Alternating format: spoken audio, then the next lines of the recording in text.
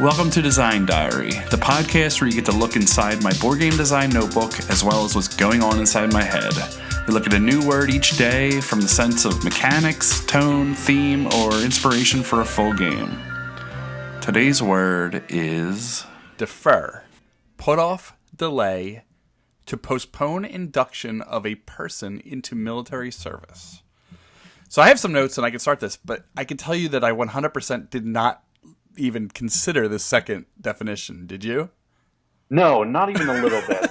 It's so boring. Yeah, and it's like so specific where it's so interesting that was the second definition. And it doesn't say anything about like deferring on a loan or anything like that. Specifically, postpone your induction to military service. All right. Strange. Yeah, I didn't do that at all. You want me to start or do you want to?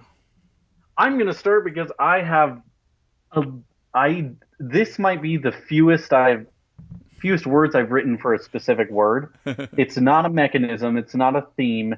It's a kind of feeling that I wanted a game that I would play to kind of enact. Okay. And so it was tossing a ball up in the air and seeing how much you could do before it comes back. Oh, that's interesting. So, but I guess in relation to the definition, the ball would be the specific action that you are putting off. And so what do you do in the meantime is the thing.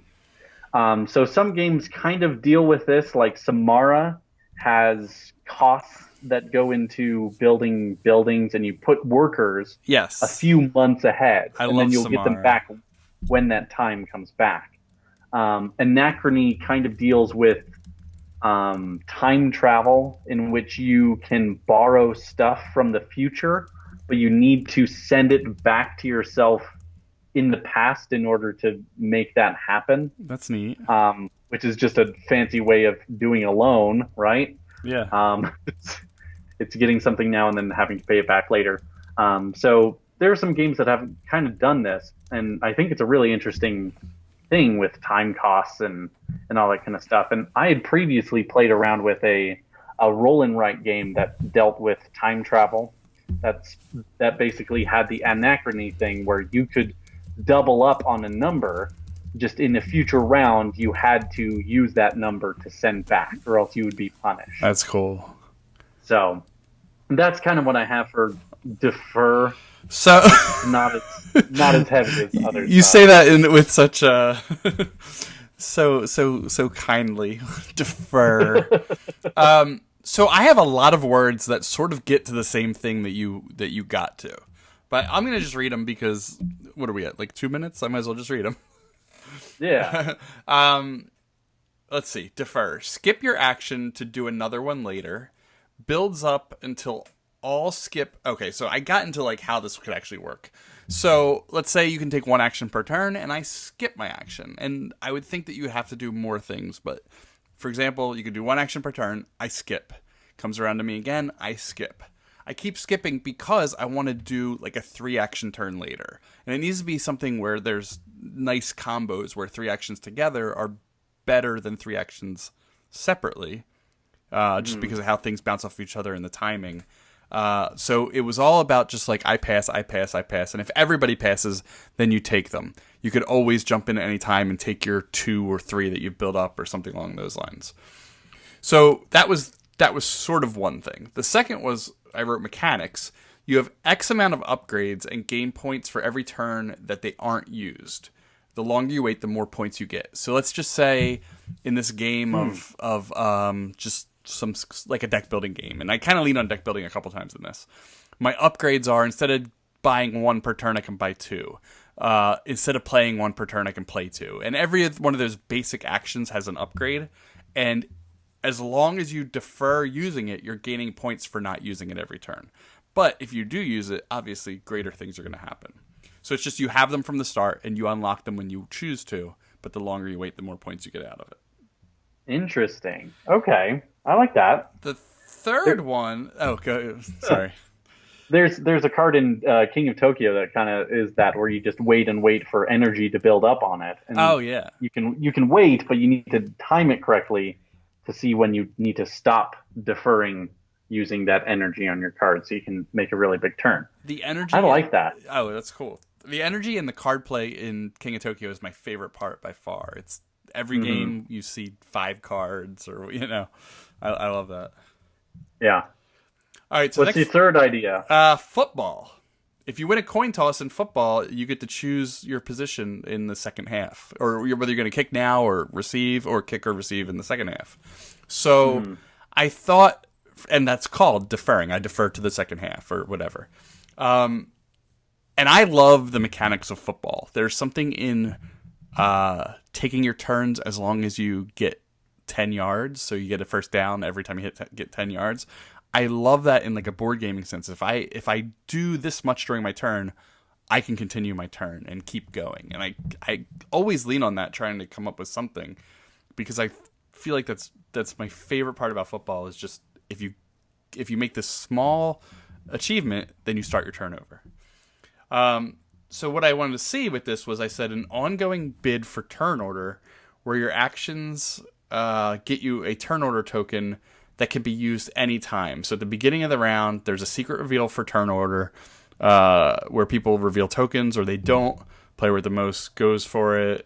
If tied, I do it again but without them. Or when you get your token, it's pulled from a bag and they're all unique, or you get a die instead of a token and then you roll. But forgetting all that, I said instead of all this, it's a game with set rounds. And winning a round lets you choose a placement for a later round. So let's say it's a 10-round game and I win something in round 1. I get to choose any later round where I want to go in the turn order. And instead of turn order, because turn order is kind of boring, I said you get to choose something that you get in a later round. And this is where I went back to deck building and like that draw 2 or obtain 2. You get to just choose which round you want that to start in. The later... And then I went back to the other idea, was the later you start it, the more points you get for it and things like that. So I sort of hovered around the same ideas back and forth. But that's it. That's what I got. Nice. I'm not surprised that you mentioned changing turn order, because that seems to be something that you are obsessed with. It's like the theme of the year, or the first 100 episodes. I started saying it as like a joke. Like that's like, it's my example to everybody who's a guest, is like it could be as simple as like a turn order mechanic. And I sort of got hooked on that, where they end up as simple as a turn order mechanic.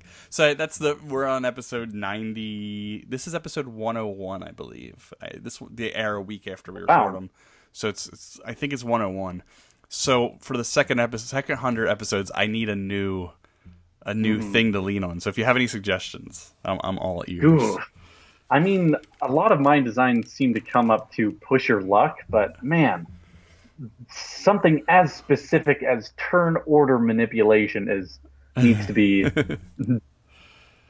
explored a little bit more. Like win condition, or win conditions drawing are cards specifically. Just specifically drawing cards. Yeah, I'm making a note of that. I'll get hooked on it. Yeah, but I drifted away from the turn order at the end, and I said some sort of upgrades that you can get later, because I know that turn order is. I skipped a whole bunch of my notes where turn order is. It's not that interesting, and it needs to be super important in the game for that to matter. Like, right, exactly. To do something that hefty, and you're pulling from a bag, and you've got these expensive components, and all it is for your turn order. That turn order needs to be the most important thing in the game. Like when I describe Turbo Drift to people, I'm like, you can take one card and you get to go first, and in a race game, you always want to go first. Right.